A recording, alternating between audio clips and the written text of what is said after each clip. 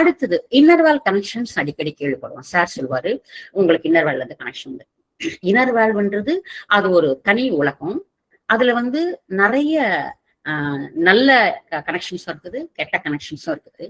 அதிகபட்ச சார் சில நேரத்தில் சொல்வாரு, நம்ம இந்த முறைகளை நல்லா செய்யும்போது ஆழ்ந்து செய்யும்போது நிறைய ஏஞ்சல்ஸ், நிறைய கிரியேஷன்ஸ் அங்க இருப்பாங்க.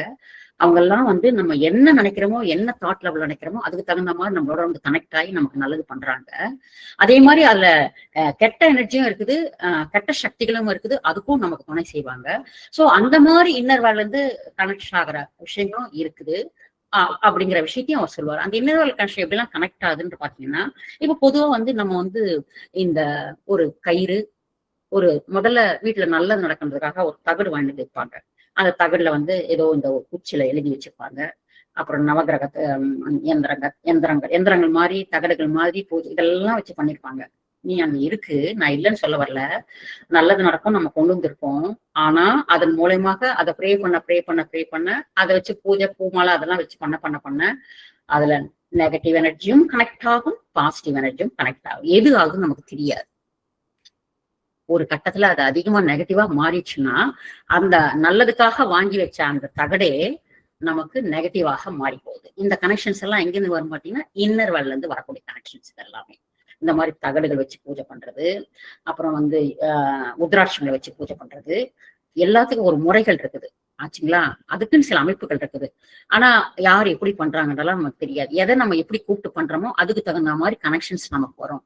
எந்த கனெக்ஷனும் நல்ல கனெக்ஷனே வரட்டும் வேணாங்கல, அந்த வரக்கூடிய கனெக்ஷன் நமக்கு நல்லது பண்ணுமா, அதுதான் கொஸ்டின். அவ்வளவுதான்.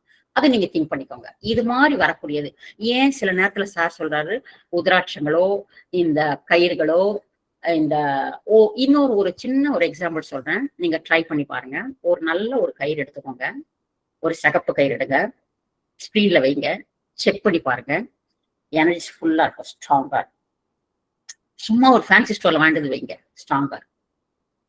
அதே கயிறுல ஒரு முடிச்சு போடுங்க, ஓம் நமச்சிவாய, ஓம் கிருஷ்ணாய, ஓம் ஏதோ ஒரு வார்த்தை உங்களுக்கு ரொட்டீனா சொல்லுங்கல்ல, அந்த மந்திரத்தை சொல்லி அவன் 10 முடிச்ச போட்டுதான் நாங்க இந்த கயிறு கட்டுறான், சகப்பயிர் கயிறோ மஞ்சள் கயிறோ கட்டுறான் இல்லைங்களா. அந்த வார்த்தை சொல்லி முடிச்சு போட்டு அந்த கையில வச்சு ஸ்கிரீன்ல வச்சு செக் பண்ணி பாருங்க, 0 எனர்ஜி பாருங்க. இதெல்லாம் நீங்க செக் பண்ணி பார்த்துக்கோங்க. சரி, அதே கயிறுல நம்ம தாரக மந்திரம் ஒண்ணு இருக்கு, ஐ ஆம் தட் ஐ ஆம். இதுதான் நம்ம மந்திரம், நம்ம பிரணவர்களுடைய மந்திரம். நான் சும்மா உங்களுக்கு எதுக்காக சொல்றேன். சோ நான் நானே தான் அப்படின்னு அந்த கயிறுல அந்த ஒரு முடிய போட்டு ஸ்கிரீன்ல வச்சு பாருங்க, 100% எனர்ஜி. இதெல்லாம் நான் நிறைய செக் பண்ணி பார்த்துட்டேன், நீங்க வேணா செக் பண்ணி பாருங்க. எதுக்கு நான் சொல்றேன்னா, இந்த நமச்சிவாயா, இந்த கிருஷ்ணாய நமக்கா, முருகாய நமக்கா நான் தப்பே சொல்லல, மன்னிச்சிடுங்க. அது உன் ஆன்மா ஒத்துக்குதா, அவ்வளவுதான். ஒத்துக்கிச்சா நீ கட்டிக்கோ. எது உன் ஸ்கிரீன், உன் உடம்பு எது ஏத்துக்குது, உன் ஆன்மா எது. ஸ்கிரீன் ஆஃப் டெஸ்ட் என்னன்னு பாத்தீங்கன்னா, உன் உடம்பு எது ஏத்துக்குது, உன் ஆன்மா என்ன சொல்லுது, அதை கேட்கறதுதான் ஸ்கிரீன் ஆஃப் டெஸ்ட். உனக்கு ஒத்துக்குதா நீ தாராளமா கட்டிக்கோ, ஒத்துக்கலையா விட்டுரு. அந்த ஒத்துக்காத நீ கட்டுறதுனாலதான் உனக்கு மொத்த பிரச்சனைகளும் அப்படிங்கிறார் சார். அவ்வளவுதான், வேற ஒண்ணுமே இல்லை. விளக்குறதுக்காக நான் இது சொல்ல வரேன். அடுத்தது இதுக்கப்புறம் நம்ம இன்னர் கனெக்ஷன்ஸ் என்னன்னு பார்த்தோம். இது மாதிரி கயிறு விஷயங்கள், ருத்ராட்ச விஷயங்கள், இதெல்லாம் என்னன்றது பார்த்தோம். இன்னொரு சில விஷயங்கள், ஒரு சில கனெக்ஷன்ஸ் நம்ம போறோம்.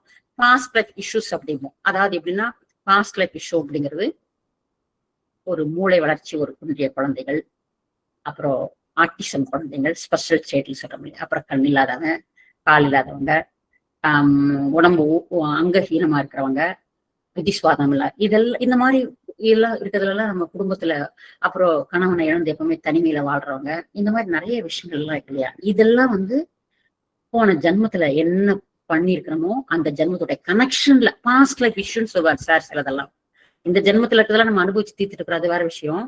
இதெல்லாம் நல்லது பண்ணி நம்ம அனுபவிச்சுட்டு நல்ல நியூட்ரலைஸ் பண்ணிட்டு இருக்கிறோம்.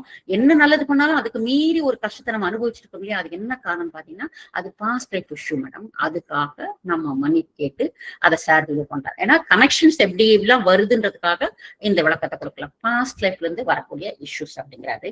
அதுக்கப்புறம் பாத்தீங்கன்னா, அதே மாதிரி இந்த அமானுஷ சக்திகள், அதை பத்திலாம் எனக்கு விளக்கம் வேண்டாம். ஜஸ்ட் இதெல்லாமே நம்மளை கனெக்ட் பண்ணோம். இதுக்கு பிறகு இன்னொரு கனெக்ஷன்ஸ் என்னன்னு பாத்தீங்கன்னா, நமக்கு இந்த உடலை விட்டு பிரிஞ்ச ஆன்மாக்கள் இருக்கு இல்லையா, இந்த ஆன்மாக்கள் அதுக்கு எங்க போறதுன்னு வழி தெரியாது. ஒரு குழந்தைய கை பிடிச்சு கூட்டிட்டு போறோம் எக்ஸிபிஷனுக்கு, 3 வயசு குழந்தை, நம்ம கையை பிடிச்சிட்டு கூட்டிட்டு வரோம். திடீர்னு நிறைய கூட்டம் வரும், கூட்டத்துல குழந்தை கை மிஸ் ஆயிடுச்சு, எங்கேயோ போய் மாட்டிடுச்சு. அந்த குழந்தைக்கு நம்ம குழந்தைங்க குழந்தைங்க குழந்தைங்கன்னு தேடுவோம். ஆனா அந்த திருவிழாமலை காணாம போன குழந்தை என்ன பண்ணும், அம்மா எங்க அப்பா எங்கன்னு தெரியாம எங்க போன தவிங்க அழுதுனா எல்லா பக்கம் சுத்தும், எக்ஸிபிஷனே சுத்தின்னு வரும். அப்படியே சுத்தினோம், இந்த குழந்தை அழுதுனே தூக்கிட்டு போயிட்டு போலீஸ் ஸ்டேஷன்ல கொடுத்து அப்புறம் விளக்கம் கொடுக்க, அது வேற விஷயம். ஆனா எங்க அம்மா நம்ம விட்டுட்டு போயிட்டாங்களே, அது பாட்டுக்கு அலைஞ்சிட்டே இருக்குது பாரு, எங்க வழி போறதுன்னு தெரியாம அலைஞ்சிட்டு இருக்குது பாரு. அது போல இந்த ஆன்மாவுக்கு தான் எங்க போகணுன்ற வழி தெரியாதனால, ஏன்னா அது நிறைய பாவத்தை பண்ணி அனுபவிச்சுட்டு இருக்கிறதுனால, இந்த குடும்பத்துக்குள்ளயோ இந்த உலகத்துக்குள்ளயோ இது சூழலையே சுத்திட்டு இருக்குமே தவிர செத்தா எங்க போகணும் அதுக்கு தெரியாது. ஏன்னா அது போகிற வழி தெரியாத அளவுக்கு அதுக்கு மேல கர்மா இருக்கும். அந்த வழி தெரியாம அலைஞ்சிட்டு இங்க அந்த மரத்துல உட்காரோம், அந்த மரத்துல உட்காரோம், அந்த தண்ணி கிட்ட உட்காரோம், அந்த கோயில் கிட்ட உட்காரோம், அந்த கணத்தாண்ட உட்காரோம், தண்ணியும் இது மாதிரி வயல்வெளிகளை வரவேற்பு அந்த மாதிரி இடங்கள் எல்லாம் அது உட்கார்ந்துட்டு இருக்கும்.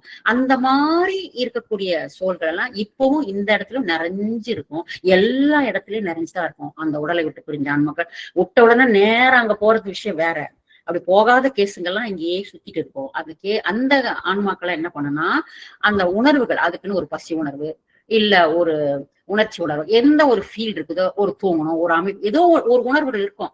அந்த மாதிரி இருக்கக்கூடிய அந்த சோல்கள் எல்லாம் வெளியே இருந்துட்டே இருக்கு இல்லையா. அப்ப என்ன நடக்கும்னு பாத்தீங்கன்னா, இப்ப நம்ம போறோம், என்னோட ஆறா கொஞ்சம் வீக் ஸ்ட்ராங்கா இருக்குன்னு வச்சுக்கோங்களேன்.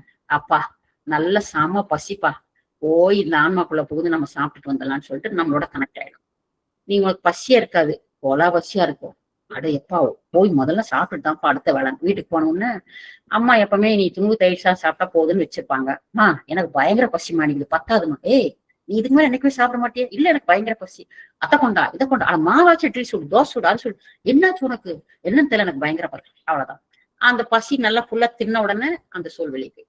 ஒரு உதாரணத்துக்கு சொன்ன தப்ப அத வேற எதுவும் வேற டக்குன்னு டிஷ் பண்ணி வேற விதமா நினைச்சுக்காதீங்க. இத மாதிரி சில கனெக்ஷன்ஸ்க்கு நம்ம கூட வரும். சில நேரத்துல சார் சொல்வாரு 3 மணில இருந்து 5 மணி வரைக்கும் ஒரு சோல் வந்துட்டு போகுது அப்படின்னு. அப்படி என்னன்னா அந்த நேரத்துக்கு வரும், நம்ம யாரையும் நீ அடிச்சு போட்டா கூட உனக்கு உணர்வு தெரியாது. அந்த மாதிரி நீ தூங்குவ. எதுக்குன்னா இந்த கனெக்ஷன்ஸ் நமக்கு எப்படி இருந்ததுன்னா, நம்ம ஆற வீக்கா இருந்தா மட்டும்தான் வரும். அப்ப நம்ம எல்லாமே ஸ்ட்ராங்கா இருக்கா, அவங்க கிட்ட வரவே வராது. எந்த கனெக்ஷன்ஸும் ஆறா ஸ்ட்ராங்கா இருந்துச்சுன்னா வராது. சோ ஏன் இதை சொல்றேன்னா, அப்படிதான் கனெக்ட் பண்ணிட்டுமே நீங்க நினைக்கலாம். அது கனெக்ட் பண்ணி அது வரும்போது நமக்கு ஒரு வீக் ஆகும், அது போகும்போது நமக்கு ஒரு எனர்ஜி லாஸ் ஆகும், அதை சரிப்படுத்துக்கு நமக்கு ஒரு 10 நாள் டைம் வேணும். இப்படியே நம்ம வாழ்க்கை முழுது வீணா போகுது. மற்ற கார்ட்ஸ் வர வேண்டியது, அதை ரிமூவ் பண்ண வேண்டியது, அதை நியூட்ரலைஸ் பண்ண வேண்டியது, திருப்பி ஒரு எனர்ஜி வர வேண்டியது, இப்படியே லைஃப் முடிஞ்சு போகணும்னா எப்பவுமே நீ யாராவது ஸ்ட்ராங்கா வச்சுட்டீங்கன்னா உனக்கு இந்த பிரச்சனையே கிடையாது. அப்படிங்கிறதுக்காக தான் இந்த லெசனே சார் எடுக்கிறாரு. அடுத்தது பாத்தீங்கன்னா, இப்ப ஆன்மாக்களுடைய கனெக்ஷன் என்னன்றது நம்ம பார்த்தோம். என்கிட்ட இருந்து கார்டு எப்படி மத்தவங்களுக்கு போறது, மத்தவங்க கிட்ட இருந்து எனக்கு எப்படி கார்டு வருதுன்றதை நம்ம நல்லா பார்த்தோம். அடுத்தது இந்த அதிகபட்சமா உணர்வுகள் இருக்கு இல்லையா, அந்த சாபங்கள் இருக்கு இல்லைங்களா, இந்த சாபங்கள் என்ன பண்ணணும்னு பாத்தீங்கன்னா, இதுவும் நம்முடைய யாராவது கனெக்ட் பண்ணும்.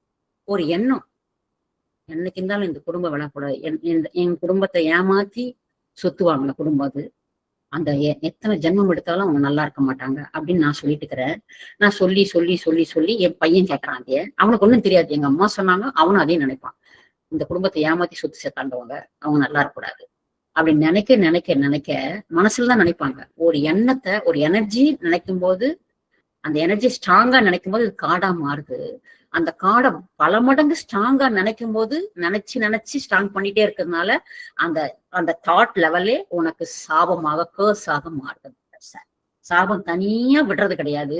தனியா விடுறது ஒரு ஆங்கிள் நம்ம நினைச்சுக்கிறோம், நமக்கெல்லாம் ஒரு சாபமும் கிடையாதுப்பா, நம்ம யாருக்கு எதுவும் தப்பு பண்ணல, அந்த மாதிரி சாபம்லாம் நான் வாங்கவே இல்லைன்னு சொல்லல. ஆனா ஒருத்தர் தொடர்ந்து ஒரு எண்ணத்தை ஸ்ட்ராங்கா அனுப்பிச்சுட்டே இருந்தாங்கன்னா அவங்க நல்லா இருக்க மாட்டாங்க, அவங்க நல்லா இருக்க மாட்டாங்க, அவங்க நாசமா போயிடுவாங்க, என்னை ஏமாத்தி பண்ணிட்டாங்க, என்னை சொத்தை ஏமாத்திட்டான், என் காசை ஏமாத்திட்டான், என் பணத்தை ஏமாத்திட்டான், அவங்க நினைக்க நினைக்க நினைக்க நினைக்க அந்த எண்ணம் அப்படியே அட்ரஸ் ஆகி ஆகி ஆகி ஆகி அவங்க சாபமா நம்ம ஆறாவது பார்த்தோம். இதுதான் சாபங்கள் சொல்றது. உங்ககிட்ட இருந்து பாஸ்ட் லைஃப்ல இருந்து ஒரு சாபம் வந்திருக்கு, உன் வாழ்க்கையை ஏமாத்திட்ட, வாழ்க்கையை நாசப்படுத்திட்ட, உன் குலத்துல எந்த பொண்ணுக்குமே குழந்தை பிறக்காது, ஒருத்தர் பேசுவா கொடுப்போம். இதெல்லாம் சார் எனர்ஜி லெவல செக் பண்ணி உங்களுக்கு சொல்வார், எப்படி கார்ட்ஸ் வருது என்ன வருது அப்படின்னு. சோ இந்த மாதிரி உணர்வுகள் மூலமாக நமக்கு கார்ட்ஸாவா காட்ஸா மாறி நம்ம ஆறாவது இதெல்லாம் கெடுக்குது. இது வரைக்கும் நம்ம ஏதோ சின்ன சின்ன பிரச்சனைக்கு தான் பெருசா ஏதோ பண்ணாதான் நமக்கு காட்ஸ் நினைச்சிட்டு இருந்தோம். எனர்ஜி லெவல நினைக்கிறதே நமக்கு எப்படி வந்து மாறுது அப்படிங்கறத நீங்க நல்லா பாத்துக்கோங்க. அதே மாதிரி எப்பவுமே ஒரு கார்ட்ஸ் வேற எந்தெந்த ஆங்கிள் நம்ம கார்ட்ஸ் அனுப்புறோம்னு பாத்தீங்கன்னா, ஒருத்தன் தீபாவளி வருது, ஒரு 10,000 ரூபாய் கொடுங்க, தீபாவளி வந்து நான் நல்லபடியா பண்ணணும், எனக்கு வேற எந்த அமைப்பும் கிடையாது, அக்கா நீங்க கவலையே படாதீங்க, 2 நாளுக்கு முன்னாடி நான் வந்து 10,000 ரூபாய் உங்களுக்கு ரெடி பண்ணி கொடுத்துருவேன், எனக்கு காசு வந்துடும், உங்களுக்கு கொடுத்துறாங்க. அவன் சொன்னபடியும் அவன் கொடுத்துருவான்னு எனக்கு தெரியும், அதனால அவன் 10,000 கொடுத்துருவான்னு நான் நினைச்சிட்டு இருக்கிறேன்.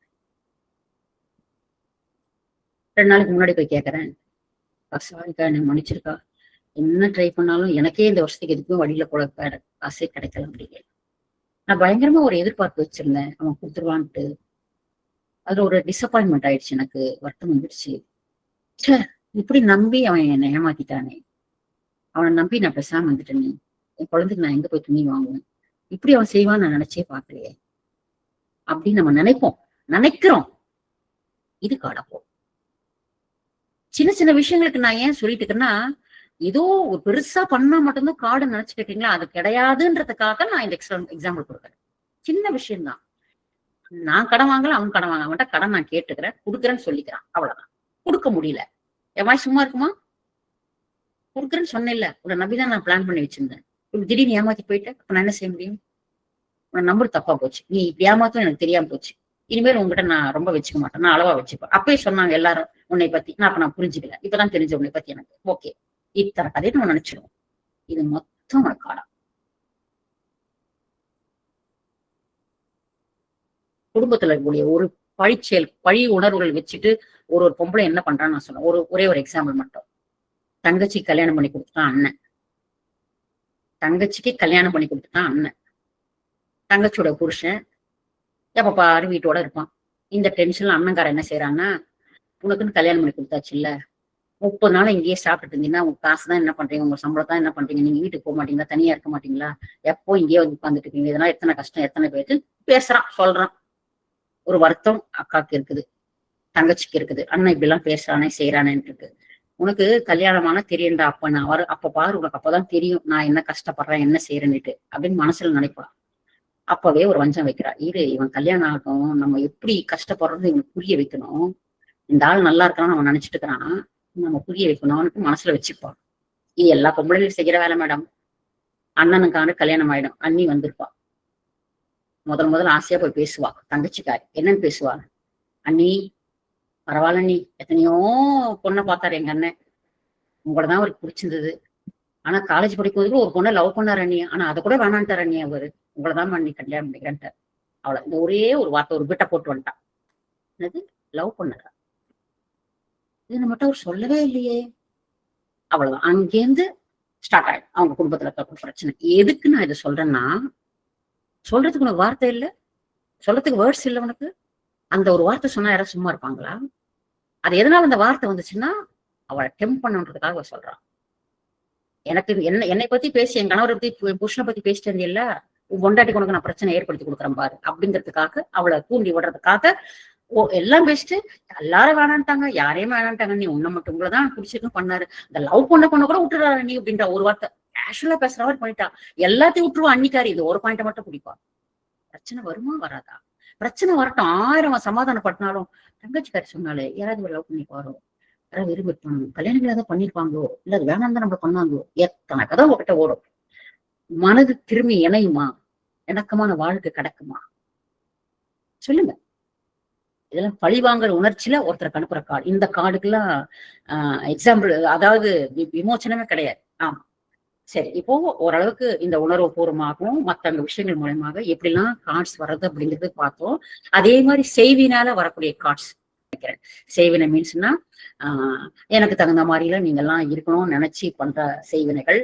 அதே மாதிரி நம்ம தாட் லெவல் நினைக்கிறது, நம்ம ஒரு மந்திரக்காரங்கிட்ட போய் பேசுறது, அதுக்கு தகுந்த ஆளுங்களை பாக்குறது, நம்பூதிகளை பாக்குறது, இந்த மாதிரி எல்லாம் நம்ம மத்தவங்களை தொடர்பு தருது. எனக்கு தகுந்த மாதிரி எல்லாரும் இருக்கணும்ன்ற மாத்துறதுக்காக நான் செய்யக்கூடிய செயல்களுக்காக அது செய்வேன். அவ்வளவுதான், வேற ஒண்ணுமே கிடையாது. சோ இந்த மாதிரி எல்லாம் நம்ம இதெல்லாம் செஞ்சிருக்கோம். இப்போ ஓவரால் நம்ம எல்லா விஷயத்த பத்தி ஒரு பார்த்திருக்கிறோம். இது மொத்தம் நம்முடைய 6ஆவதுல தங்கி இருக்கும் எல்லாமே. எல்லாமே ஆறாவில் கனெக்ட் ஆயிடும்.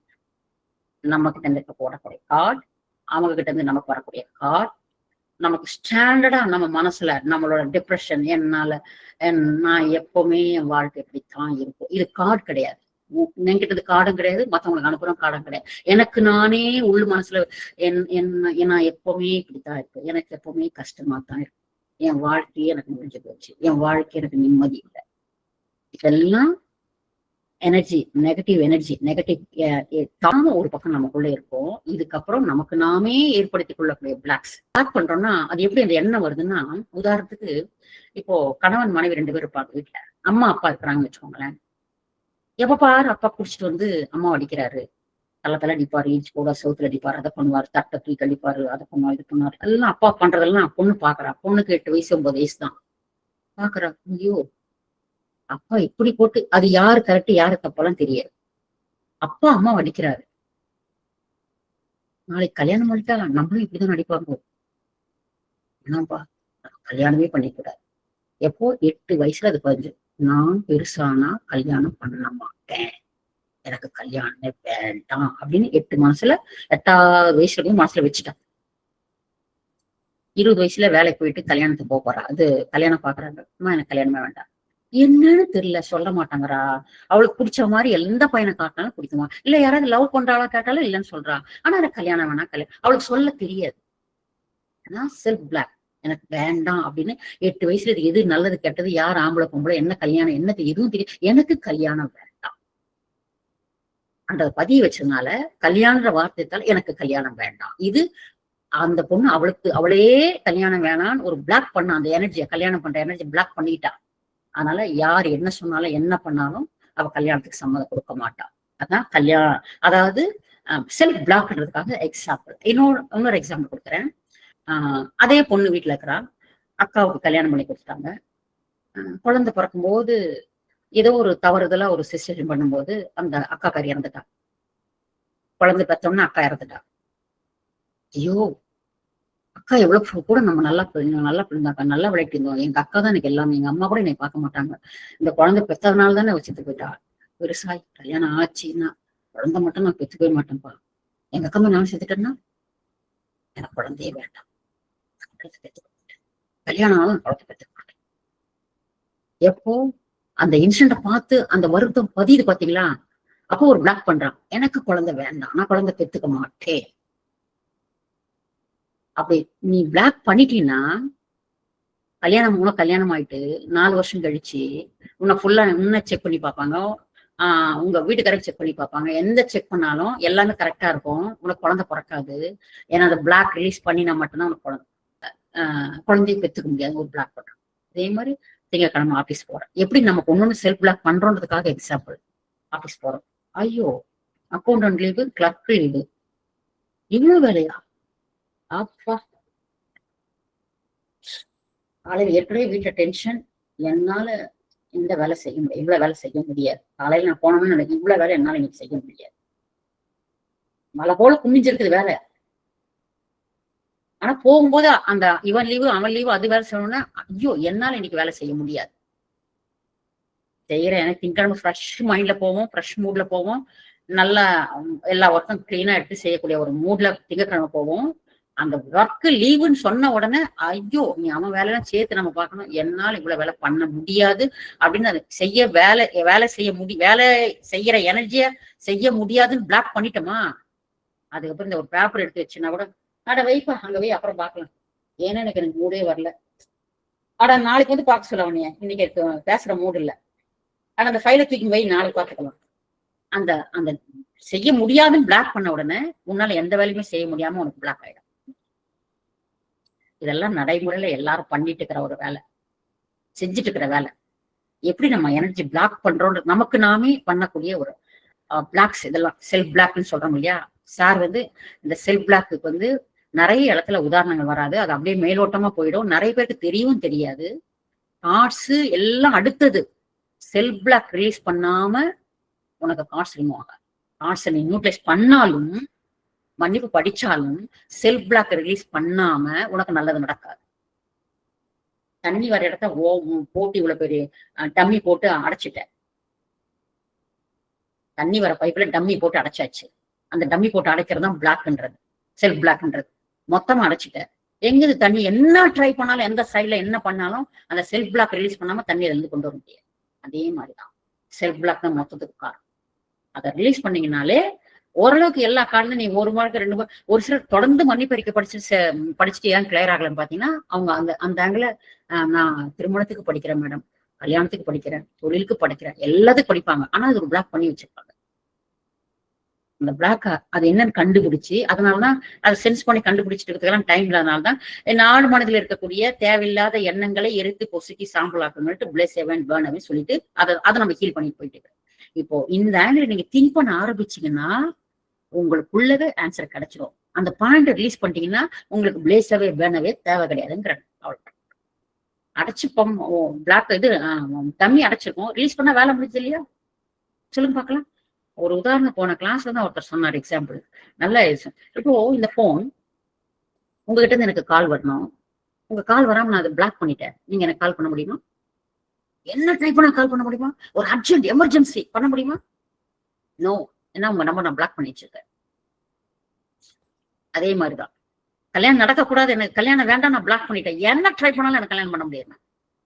எந்த ஆங்கிள் உள்ள வந்தாலும் என்ன செல்லுக்குள்ள வர முடியாது இல்லையா? அதே மாதிரி வர முடியாது, கனெக்ட் பண்ண முடியாது. செல்போன் பிளாக் பண்ற மாதிரி எனர்ஜி லெவலில் நான் பிளாக் பண்ணி வச்சிருக்கேன். அதுக்கப்புறம் இப்படி சொன்னா சொல்லிட்டே போலாம்.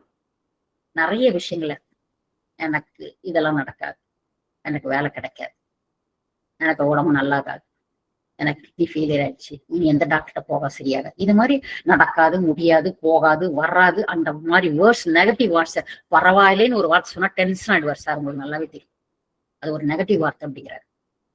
இது மாதிரி எனக்கு நடக்காதுன்னா ஃபுல் ஸ்டாப், கமா கிடையாது, ஃபுல் ஸ்டாப். இது நடக்காது, முடியாது, வராது, கிடைக்காது அப்படிங்கிறத ஃபுல் ஸ்டாப் அந்த வேர்டுக்கு. ஸோ ஒன்னு ஜஸ்ட் கூட மூவ் ஆகாது. இதெல்லாம் செல்ஃப் பிளாக். இப்போ செல்ஃப் பிளாக்னா என்னன்னு பார்த்தோம், நம்மகிட்ட போடக்கூடிய கார்ட்ஸ் என்னன்னு பார்த்தோம், மத்தவங்க வரக்கூடிய கார்ட்ஸ் என்னன்னு பார்த்தோம். அது இல்லாம ஒயிட் மேஜிக், பிளாக் மேஜிக் என்னன்றதை பார்த்தோம். அது இல்லாம நம்முடைய மனசுல மெல்லவும் முடியாம, துப்பவும் முடியாம, யாருக்கும் கார்டும் அனுப்ப முடியாம, நம்மளும் கார்டு ஏற்படுத்திக்காம, நம்ம எண்ணத்திலேயே நம்ம எனர்ஜியா ஒரு ஸ்ட்ராங்கான ஒரு தாட் எப்படி வச்சிருக்கோன்றதையும் நம்ம பார்த்தோம். இது மொத்தம் இருக்கிற இடம் எதுன்னு பாத்தீங்கன்னா நம்முடைய ஆறா. இத்தனை குப்பைய உடம்புக்குள்ள வச்சுட்டு, ஆறாக்குள்ள வச்சுட்டு, நான் வாண்ட ஒரு முறை ஹீல் பண்ணேன், நான் மன்னிப்ப 2 முறை படிச்சேன், நான் செல்ஃப் பிளாக் பண்ணேன், அதை பண்ணேன், இதை பண்ணேன்னா சரியாகுமா சொல்லுங்க? சரி, இப்ப இதெல்லாம் சொல்லியாச்சு. இதுக்கு எல்லாத்துக்கும் ஒரே நம்ம அடிக்கடி கிளாஸ் சொல்லுவோம், என்ன உலகத்துல இருக்கக்கூடிய யாருக்கு என்ன பிரச்சனை இருந்தாலும் அனைத்து பிரச்சனைகளுக்கும் ஒரே தீர்வு அப்படின்னு பண்ணணும். அதே மாதிரி இப்ப சொல்லிக்கக்கூடிய மொத்த பிரச்சனைகளுக்கு ஒரே தீர்வு. அடப்போங்க மேடம், நீங்க என்ன மன்னிப்பு சொல்லுவீங்க அவ்வளவுதான்னு கேட்பீங்க. மன்னிப்பு தான்.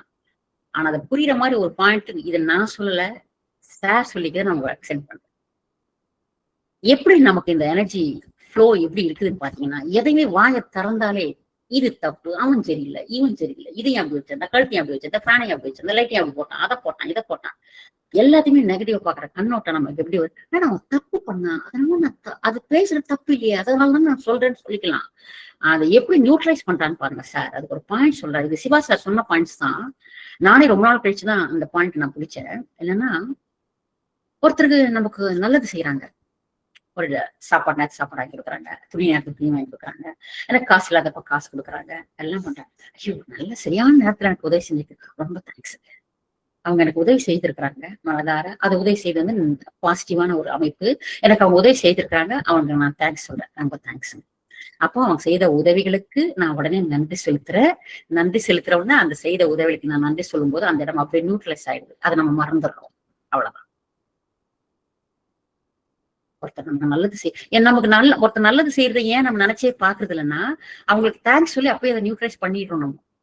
அவ்வளவுதான். நல்ல விஷயங்கள் நமக்கு செய்யும் போது, மறுபடியும் சொல்றேன், ஒருத்தர் நமக்கு நல்லதெல்லாம் செய்யும் போது, நமக்கு எல்லா விதத்திலும் உதவி செய்யும் போது, நம்ம வாயில இருந்து வார்த்தைகள் வரும், நல்ல வார்த்தைகள். தேங்க்யூ, தேங்க்யூ, தேங்க்யூ அப்படின்னு சொல்லி சொல்லி சொல்லி அந்த நன்றி உணர்வோடு அவங்களுக்கு நன்றி செலுத்தி அவங்க செய்த உதவிகளுக்கு நம்ம நியூட்ரலைஸ் பண்றோம். அதே எங்க அண்ணன் காலையில நத்திக்கிட்டான். ஒரு தப்பும் பண்ணாம அவன் என்னை திட்டான். எந்த தப்பும் நான் பண்ணல. கொஞ்சம் சிந்திச்சு பார்த்தானே தெரியும் அவன் செஞ்சது கரெக்டா தப்பான்ட்டு. என்ன 4 பேர் எதுக்கு என்னை திட்டான். உண்மையில திட்டினா எங்க அண்ணன் நான் நினைச்சிட்டு இருக்கிறேன். வெளியே போயிட்டேன். ஆபீஸ் போயிருக்கிறேன். அங்க யாரோ எங்க அண்ணன் சாப்பாடு எடுத்துன்னு வந்திருக்காருங்கன்னு சொல்றாங்கன்னு வச்சுக்கோங்களேன். அண்ணன் சொன்ன உடனே எங்க அண்ணன் இப்படி திட்டிட கூடாது. அண்ணன் திட்டது எனக்கு ஞாபகம் வந்துடும். சாயந்தரம் வீட்டுக்கு வரேன். அண்ணன் சீக்கிரமா வந்துட்டு மேல படுத்து தூங்கிட்டு இருக்கிறான். அண்ணன் செருப்பு கீழே இருக்குது. செருப்பை பாக்குறேன். அண்ணன் வந்துட்டான். செருப்பை பார்த்தோன்னு என்ன ஞாபகம் வரும்? அண்ணன் திட்டது ஞாபகம் வரும். இப்போ ஒரே ஒரு இன்சிடென்ட் தான் நான் சொல்றேன். அவன் திட்டினதை என்னால மறக்க முடியாதனால அவனை பார்க்கும்போது, அந்த அண்ணன்ற வார்த்தை சொல்லும் போது, அவனுடைய உடைமைகளை பார்க்கும்போது எல்லாமே அண்ணன் திட்டது மட்டுமே எனக்கு வந்துட்டே இருக்கிறதுனால எனக்குள்ள அந்த அண்ணன் திட்டினா அப்படின்னு நினைச்ச அந்த நெகட்டிவ் வந்து எனக்குள்ள நெகட்டிவாவே மாறிட்டு இருக்குது. நெகட்டிவ் எனர்ஜியே எனக்குள்ள அதிகமா வந்துட்டே இருக்கிறதுனால நான் பாக்குறது, பேசுறது, சொல்றது எல்லாமே எனக்குள்ள நெகட்டிவா மாறி போகுது. அவன் செஞ்ச சரியில்லை, அந்த நெகட்டிவா இருக்கிற இது இப்படி ஏன் செஞ்ச, இது தப்புதான், இப்படி செஞ்சிருக்கூடாது இல்லையா, ஏன் இப்படி பண்ண, அது ரொம்ப கஷ்டமா இருக்கு, இது அப்படி பண்ணிருப்பான், அவன் ஏன் வண்டி ஓட்டணும் அப்படி இருக்க, இவன் ஏன் அப்படி சைக்கிள் வச்சுக்கான், இவன் ஏன் அப்படி பூ வச்சான், இவன் ஏன் அதை அப்படி பண்ணான் அப்படின்னு, இவன் இந்த ரோட்டை இப்படி பண்ணிக்கிறான், இவன் குண்டு குழிவா போட்டுருக்கான் பாரு, இவன் சரி குடிச்சிடும். எல்லாமே நான் பேசுறது மொத்தமே நெகட்டிவா மாறதுக்கு காரணம் என்னன்னா, எனக்கு செஞ்ச ஒரு நெகட்டிவான ஒரு இன்சிடென்ட்டை நான் மறக்காம எதை பார்த்தாலும் எதை பண்ணாலும் அந்த நெகட்டிவ் எனக்குள்ள மல்டிப்ளை ஆகி நெகட்டிவ் எனர்ஜி ஃபுல்லா எனக்கு இருக்கிறதுனால நான் எதை பார்த்தாலும் எனக்கு நெகட்டிவா பார்க்க தோணுது, பேச தோணுது. அதனாலதான் நான் வாயை திறந்தாலே நெகட்டிவாக மாறுகிறது. எப்படி ஒரு நல்ல காரியத்தை நல்லது செஞ்சா அவங்களுக்கு உண்மை உணர்வோட தேங்க்ஸ்ன்னு சொல்றனும், தேங்க்ஸ்ன்னு சொன்ன உடனே அந்த உணர்வுகள் நியூட்ரலைஸ் ஆயிடுச்சோ, அது மாதிரி யார் எனக்கு எந்த நேரத்துல எது எப்ப செஞ்சு என்ன பண்ணாலும் அந்தந்த நேரத்துல தெரியாம திட்டான். பரவாயில்ல, எங்க அண்ணன் தானே திட்டினா பரவாயில்ல விடுனா, என்ன பெருசாட்டி எவ்வளவு அடிச்சிருப்போம், எவ்வளவு திட்டிருப்போம், ஏதோ ஒரு எமோஷனா இருந்திருக்குமா, ஏதோ உனக்கு ஒரு பிரச்சனையா இருந்திருக்கும், அதனால எனக்கு திட்டம், பரவாயில்ல விடுப்பா, நான் அது பெருசா இடத்துல நான் மன்னிச்சிருப்பா, நான் மன்னிச்சிட்டேன் உடனே அப்படின்னு அந்த இடத்துல நீ மன்னிச்சுட்டு போயிட்டேன். இப்ப பேசின மொத்த விஷயத்துக்கும் தீர்வு கிடைச்சிருக்கும். எந்த கார்டு எங்கிருந்து வருதோ, எந்த நியூக்ளியஸ் ஆகுதோ, எந்த கார்டு எங்க இருந்து வருதோ அதுக்கு அப்பப்போ அந்தந்த செகண்ட் அந்த அப்பப்பவே மன்னிக்கிற தன்மையில நீ மன்னிச்சுட்டே வந்தேன்னா உன் அறை எப்பவுமே ஸ்ட்ராங்கா, எந்த விதமான நெகட்டிவ் எனர்ஜியும் உன்னுடைய பாடிக்குள்ள, உன்னுடைய ஆரோக்குள்ள கனெக்ஷன் ஆகாது. காலையில இருந்து சாயந்தரம் வரைக்கும் நிறைய தப்புகளை பண்ணிடுறோம். நைட்டு உட்காந்து மன்னிப்பு கேட்க, அட உடுப்பா, தினம் நைட்டு பிளஸ்ஸிங் வருது இல்ல, மன்னிச்சலாம், அப்ப மன்னிப்பு கேட்டுக்கலாம். அது பிரயோஜனமே கிடையாது. இப்ப சொல்றேன் கேட்டுக்கோ. காலையில இருந்து நைட்டு வரைக்கும் தவறு பண்றோம், நைட்டு உட்காந்து மன்னிப்பு கேட்கிறோம். அன்னைக்கு செய்த தவறுகளுக்கு மன்னிப்பது, அவ்வளவுதான். நேற்றுக்கு செஞ்ச தப்புக்கு, முந்தானத்துக்கு செஞ்ச தப்புக்கு சேர்ந்து போதா இல்லையா? தினம் அப்பப்பவே அந்த செகண்டே உனக்கு மனசு சங்கடப்படி ஒரு எப்படி நீ மன்னிப்பு கேட்கறது பாத்தீங்கன்னா, மனசு சங்கடப்படி ஒரு இன்சிடென்ட் நடந்து போச்சு, டக்குன்னு இவங்க பேசிட்டாங்க, மூஞ்சி அடிச்சப்ப டக்குன்னு சொல்லிட்டாங்க, ஓகே அந்த நேரத்துல சாரி, தெரியாம நீங்க என்னை திட்டீங்க, நீங்க திட்ட நான் பெருசா எடுத்துக்கல, உங்களை நான் மன்னிச்சிடறேன், சூப்பர், நான் மன்னிச்சுட்டேன், மறந்துடுறேன். அப்ப நீங்க மாறிடுவீங்க. ஏதோ இப்போ உங்களுக்கு சுற்றுற சூழல் சரியில்லை, சந்தர்ப்பம் சரியில்லை, என்னை திட்டீங்க, சாரி, டக்குன்னு ஒருத்தர் ஏதோ சங்கடமா நம்ம பேசிட்டாங்க, நம்மளை பேசிட்டாங்க நினைச்சேன்னா மல்டிப்ளை ஆயிடுது. நம்ம பேசிட்டான்னு நினைச்ச உடனே தெரியாம பேசிருப்பாங்க, அவன் சந்தர்ப்ப சூழ்நிலைவோ என்ன டென்ஷன்ல இருக்கிறானோ, யார் அவனை திட்டிருப்பாங்க, அந்த இடத்துல நம்மகிட்ட காட்டுறான், நம்ம பெருசா எடுத்துக்கிட்டு சார் நம்ம மன்னிச்சலாம் அப்படின்னு சொல்லி அப்படி மட்டும் நீங்க பண்ணிட்டு வந்தீங்கன்னா பயங்கரமா ஸ்ட்ராங்கா இருக்கும். யாரு எப்படி, அதுதான் சார் சொல்வாரு, உங்களுடைய ஆறா எப்படி இருக்கணும்னா டிவைன் எனர்ஜியா இருக்கணும்னு கூட சொல்லல சார், மன்னிக்கும் ஆறாவை நீங்க வச்சுக்கணும் அப்படிங்கிற, ஆறாவே மன்னிக்கிற ஆறாவா இருக்கணுமா. எல்லாமே சார் சொல்ற விஷயம் தான், ஞாபகம் வச்சுக்கோ. மன்னிக்கும் ஆறாவா நீ இருக்கணும். ஆறா மன்னிக்கிற ஆறாவா இருந்துச்சு, நீ மன்னிப்பு படிக்கணுமா அவசியமா? தனியா உனக்கு புக்லெட் அவசியமா? எல்லாமே யார்கிட்ட என்ன வந்தாலும் இவங்க பேசுறது தப்பா, இவங்க எதை பேசினாலுமே அவங்க அவ்வளவு நல்ல, அவங்க பேசினா நமக்கு பாவம் வந்துருப்பாங்க, நம்ம தப்பா கூட நினைக்கூடாது. அவங்க தப்பே பண்ணிருப்பாங்க, ஏதோ ஒரு காரணத்துக்காக பண்ணிருப்பாங்க, நமக்கு தெரியாது. எதுவா இருந்தாலும் நம்ம அதை பெருசு பண்ணிக்காம நம்ம போய்க்கணும். அப்படிங்கிற எண்ணம் உங்களுக்குள்ள வரும். ஆறாம் மன்னிக்கும் ஆறாவாக இருந்தா ஒட்டு மொத்தமா இப்ப பேசுற மொத்த விஷயத்துக்கு இது ஒரே பாயிண்ட் தான். எப்படி ஒருத்தர் நல்லது செஞ்சா நன்றி உணர்வு பேசி நியூட்ரலைஸ் பண்றோமோ அதே மாதிரி எப்படி ஒருத்தர் மன சங்கடப்படப்படி வருத்தப்படப்படப்படி இருந்துச்சுன்னா உடனடியாக அவங்க கிட்ட இந்த மன்னிப்பு நம்ம கேட்க ஆரம்பிச்சோம்னா உடனே நியூட்ரலைஸ். இந்த கார்டை வந்து கனெக்ட் பண்ண யாரோடையும் கனெக்ட் பண்ண முடியாது, அதை கட் பண்ண முடியாது, தூக்கி போட முடியாது, எதுவுமே பண்ண முடியாது. நம்ம நினைச்சுக்கிறோம் மத்த இயக்கத்தை பத்தி நான் சொல்லல, கார்டை வந்து கட் பண்ணிடலாம் மேடம், இல்ல கார்டு வராம நம்ம பாத்துக்கலாம், எல்லாம் பேசலாம். கார்டை வெட்ட முடியாது, ஒட்ட முடியாது, கட் பண்ண முடியாது, எதுவுமே பண்ண முடியாது. கார்டை நியூட்ரலைஸ் தான் பண்ண முடியும். சமன்படுத்துதல் கார்டு எனர்ஜி லெவல். கார்டு only energy, negative energy, positive energy அப்படின்னு சொல்றது இல்லையா? எனர்ஜி தான் அது எல்லாமே, தாட்ஸ் தான். நீ கெட்டு போகணும் அப்படிங்கிறது நெகட்டிவ் எனர்ஜி. இது நீ ரொம்ப நல்லா இருக்கணும், இது ஒரு பாசிட்டிவ் எனர்ஜி. சரி, எல்லாத்தையுமே ஒரு தவறு. உண்மையிலே நான் சொல்றேன், நம்ம சுத்தி இருக்கிறவங்க மொத்த பேரும் தப்பு பண்றாங்க, நான் இல்லன்னே சொல்ல வரல. எல்லாரும் தப்பு பண்றாங்க. எனக்கு பிடிக்கல, தெரியாம இந்த உலகத்துல நான் பிறந்துட்டேன், தெரியாம இந்த குடும்பத்துல நான் வந்துட்டேன் அப்படின்னு நம்ம சொல்றோம். எல்லாமே தப்பு பண்றாங்க. அந்த ஒரு நிமிஷத்துல என்ன பண்ணலாம்னா, அந்த க்ஷணத்துல என்ன வருத்தமோ என்ன கஷ்டமோ யார்கிட்டையும் காட்ட முடியாம நம்ம கிட்ட காட்டுறாங்க, பரவாயில்ல நம்ம அதை பெருசு பண்ணிக்கிறோம்.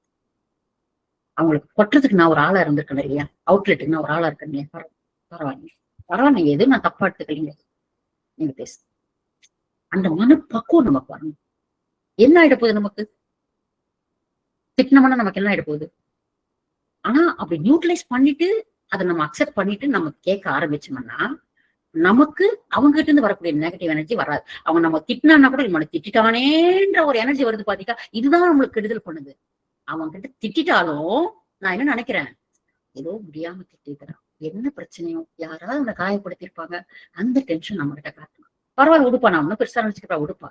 அப்ப அவங்க கிட்ட நம்மகிட்ட வராம அங்கேயே அதை பிரேக் பண்ணிட்டீங்களா, வேலை முடிஞ்சிச்சோம். எதுக்கு நம்ம கிட்ட வந்து நம்ம அதை நியூட்ரலைஸ் பண்ணணும்? அங்கிருந்து கிளம்பும் அவன் வரும்போது வார்த்தை வரும்போதே தெரியும், ஓ டென்ஷனாக எதை பேச போறான், நம்ம திட்ட போறான் சார், அங்கேயே நிற்குது. அது நமக்கு நல்லாவே தெரியும். இதெல்லாம் இப்படி பண்ணிட்டு வந்தோம்னா இதனால என்ன நடக்குதுன்னு நான் சொல்றேன் கேளுங்க. நம்ம உடம்பு முழுவதும் ஹார்ட் இருக்கு, ஹார்ட்ல இருந்து ஒரு வால் வரும், ரத்த குழாய். அது வந்து அதுதான் கால்ல இருந்து தலை வரைக்கும் உடம்புக்குள்ள எல்லா இடத்தையும் ரத்தத்தை கொண்டு போறது. அதுல இருந்து சில கிளைகள் எல்லாம் போகும், அதெல்லாம் நமக்கு வேண்டாம். சோ அந்த ரத்தத்துல இருந்து ஹார்ட்ல இருந்து வரக்கூடிய அந்த ஒரு ரத்த குழாய் மூலமாக ரத்தம் வந்து உடம்புல இருக்கக்கூடிய எல்லா உறுப்புகளும் போய் அது வந்து நல்லா வேலை செஞ்சு உடம்பு ஆரோக்கியமா வச்சது. சப்போஸ் ஒரு இடத்துல அந்த உறுப்பு கெட்டுடுச்சுன்னா உடனே ஹார்ட்டை செக் பண்ணும்போது ஹார்ட்ல இருந்து சரியான முறையில அந்த ரத்தம் போகல, ஹார்ட்ல ஏதோ பிளாக் வந்துருச்சு, அதனால ஹார்ட்டுக்கு ஆப்ரேஷன் பண்ணணும்னு சொல்றான். அப்போ ஹார்ட்டுக்கு ஆப்ரேஷன் பண்றது எதுன்னா, ஹார்ட்ல ரத்தம் போகல, அந்த இடத்துல ஏதோ ஒரு பிளட் கிளாட் ஆயிடுச்சு, இல்ல கொழுப்பு சேர்ந்து போச்சு, கொழுப்பு கட்டி வந்துருச்சு, அந்த பிளாக் எடுத்தாதான் ரத்தம் அதுல ஃப்ளோ ஆகும் அப்படின்னு சொல்றான். அதனால நம்ம என்ன செய்யறோம்னா உடனே ஒரு பைபாஸ் சர்ஜரி பண்ணி அந்த ரத்த குழாயில இருக்கக்கூடிய ரத்த அடைப்பை எடுத்துடுறான், இல்ல அந்த கொழுப்பு கட்டி என்ன அடைச்சிருக்கோ அதை எடுத்துட்டு உடனே ரத்தம் மறுபடியும் ஃப்ளோ போயிட்டு உடம்புல இருக்கக்கூடிய எல்லா உறுப்புகளும் ஆரோக்கியமா இருக்குமா இல்லையா? அதே போல உன்னுடைய ரத்த குழாயில ரத்தம் போகும். நாடிகள் இருக்குது நம்ம உடம்புல, நம்ம உடம்பு முழுவதும் நாடிகளால இணைக்கப்பட்டிருக்குது. இந்த ஆறா இந்த உறுப்புகள் எல்லாத்தையுமே நாடிகள் ஒண்ணுக்கு ஒண்ணு பிணைஞ்சு இருக்குது. அந்த நாடிகள் முழுவதும் என்ன சுத்திட்டு என்ன போகுதுன்னு பாத்தீங்கன்னா, எதுல என்ன ஃப்ளோ போகுதுன்னா அதுல பிராணசக்தி தான் போகும். நம்முடைய நாடிகள் வழியாக பிராணசக்தி போயிட்டே இருக்கும். அது அழகா சுத்தி சுத்தி சுத்தி சுத்தி போயிட்டே இருக்கும்போது உடல் நம்ம ஆரோக்கியமா இருக்கும்.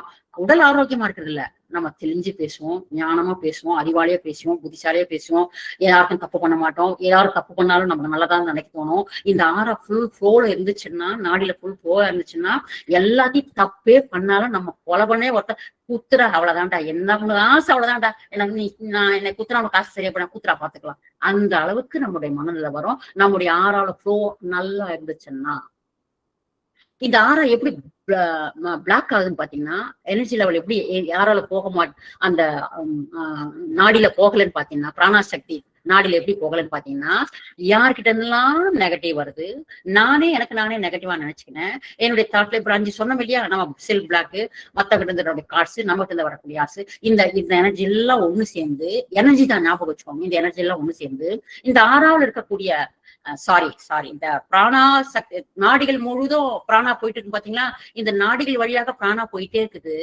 இந்த நாடிகள்ல பிராணா போயிட்டே இருக்கக்கூடிய அந்த பிராணா ஓட்டத்தை இந்த கார்ட்ஸ் எல்லாம் போயிட்டு பிளாக் பண்றதுனால அந்த பிராணா சக்தி ஃபுல்லா நாடிகளை போக மாட்டேங்குது.